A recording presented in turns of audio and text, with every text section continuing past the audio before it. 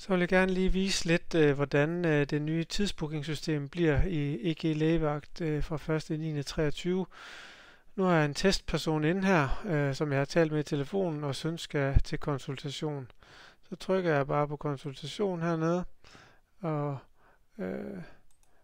den skal til Aarhus.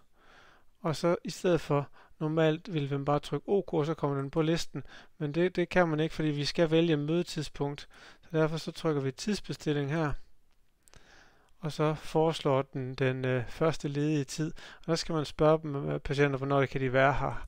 Han kan være her klokken 00:00. Og så siger jeg OK til det. For en tid der. Og så siger jeg OK igen. Visitationen er afsluttet. Så kan jeg se, få en tid i Aarhus klokken midnat. Det er sådan set ændringerne, hvis man sidder og visiterer. Hvis man er koordinator, så er der den ændring, at man inde i KB-oversigten skal holde øje med, går lige ind i Aarhus der, og så skal man holde øje med den, der hedder konst-tid, hvordan listerne ser ud. Lige nu er der åbent 3 lister, og de her lister med tidsbookinger, de er fastsat og åbne i forhold til statistik fra sidste år, og hvordan vi har, hvor mange patienter og hvilket pres der har været, så det prøver vi sådan at få til at passe. Men det er jo ikke altid, at nogle gange er der mere travlt end andre, og så er det koordinator, der må ind og kigge, om man skal holde den her, den skal lukkes, eller den skal være åben, og skal man have en mere af de decentrale visitatorer ned, så åbner man den her, og så er der flere tider ledige, og man kan tage og justere på de her tider, hvis nu man siger, jamen det her, den kan ikke være blokeret alligevel, så den bliver nødt til at fjerne, og så er der ledigt til at sætte flere patienter på. Så på den måde, så kan man herinde styre, hvor mange lister skal der være åben, hvor mange læger har vi nede i konst, har vi 1, har vi 2, har vi 3, har vi 4, har vi 5 nede og arbejde i lægevagten i Aarhus. Og det samme gælder jo de andre lokationer.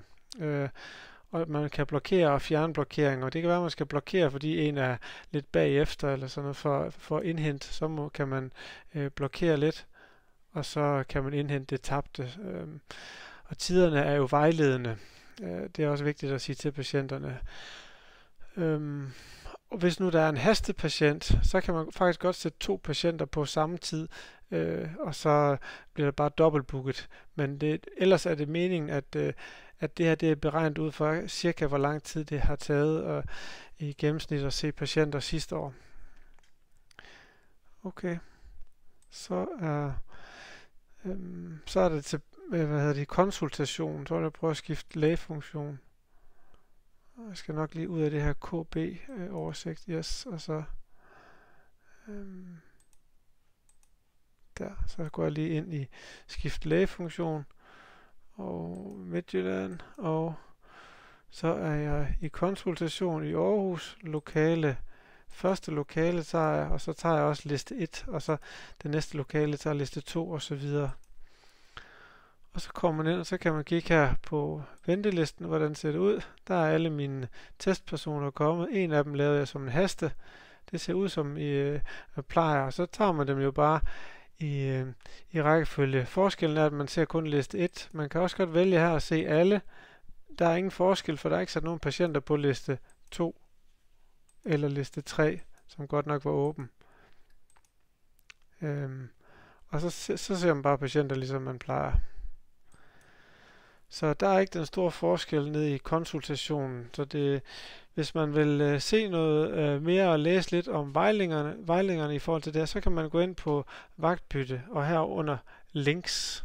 Der er alle 3 nye vejledninger som koordinator, som visitator og som konstlæge. Man kan gå ind og læse dem inden 1.9. og se, hvordan man kan navigere i de nye funktioner.